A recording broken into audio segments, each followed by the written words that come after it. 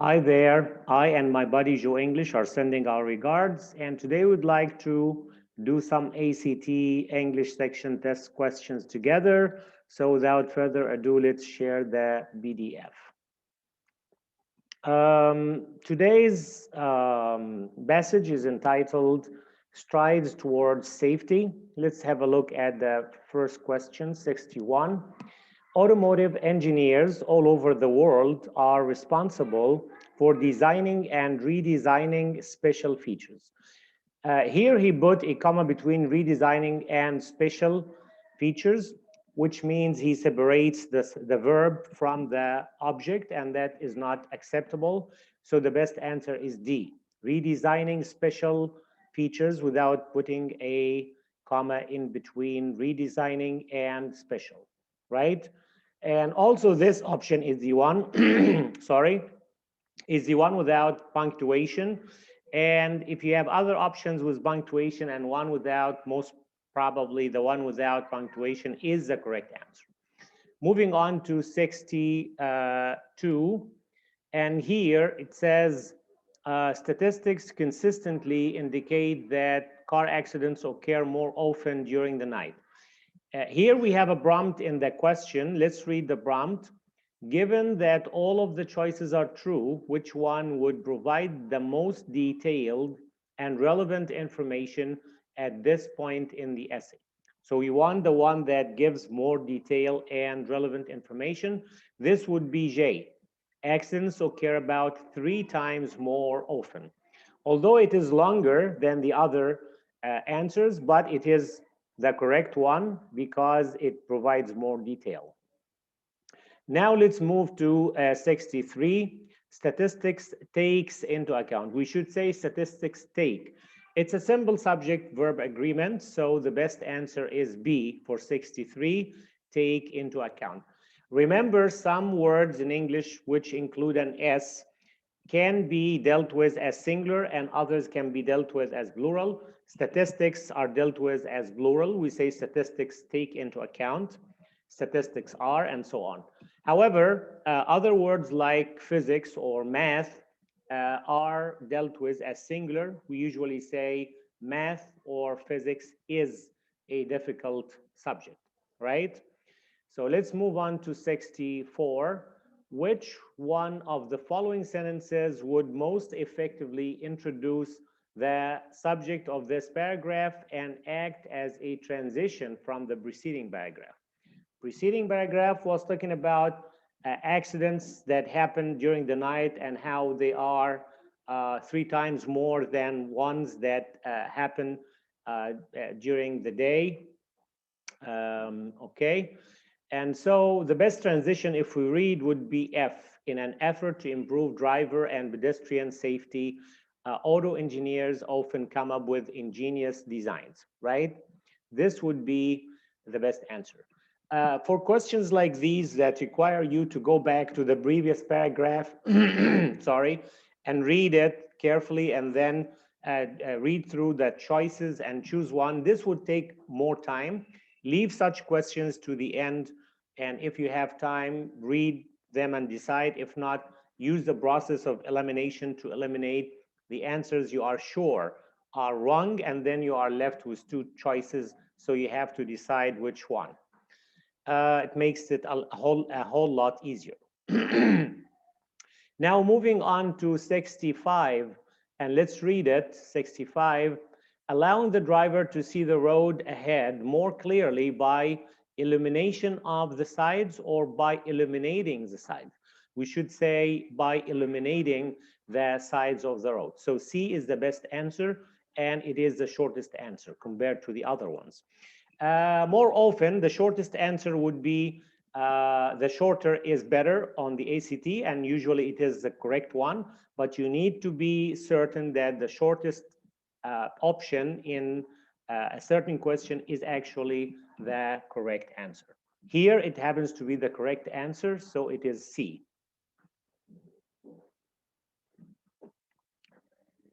Let's now move on to 66. Automotive high beam highlights is. So this is again a case of subject-verb agreement, we should say highlights are. So the best answer is G. For 66 is G. Moving on to question 67, right? It says, all cars have been equipped with high beam highlight switches for many years, comma, most drivers do not use the high beams even blah, blah, blah.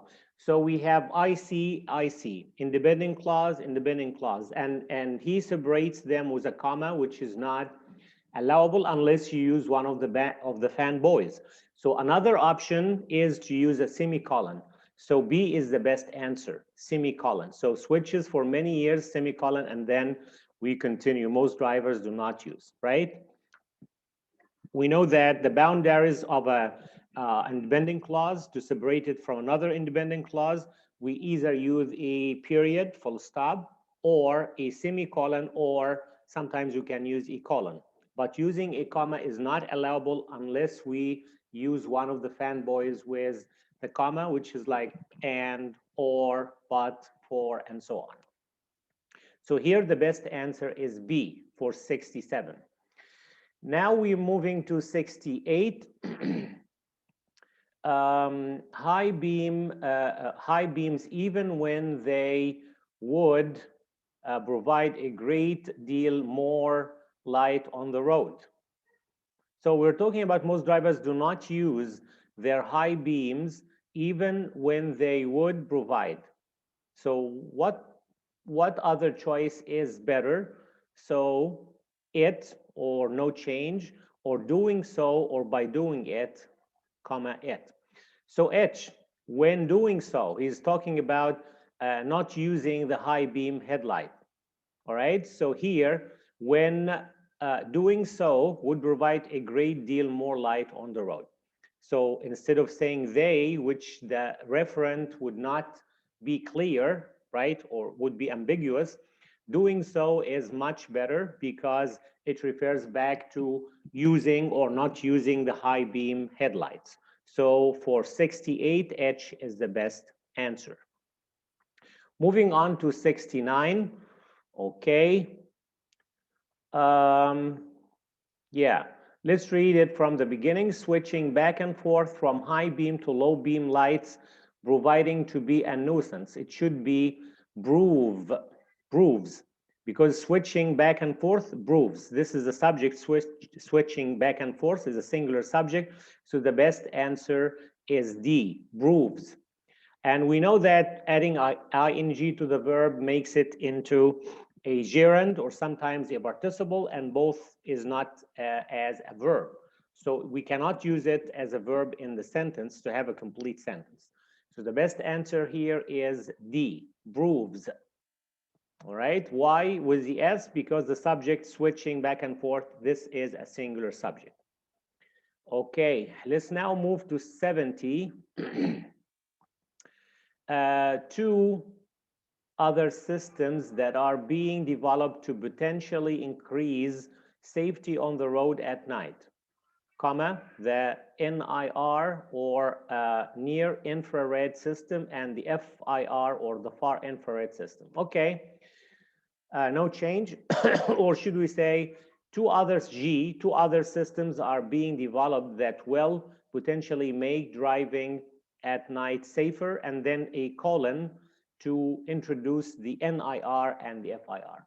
Remember, we are using the colon to introduce examples or enumerate a list or something like that. So here, or in case of an explanation of a term or a a difficult word, for example. So here, using a semicolon would be to introduce examples of what he is talking about, like the NIR and the FIR. So G is the best answer for 70. Moving on to 71. Okay, images will display on a screen in front of a driver who can then respond appropriately. Okay, so what should we say? Images are displayed. If there is no indicator of any other tense, we should use the tense in the present in the present simple, right? So we should say images are displayed on a screen, blah, blah, blah. So B is the best answer, okay?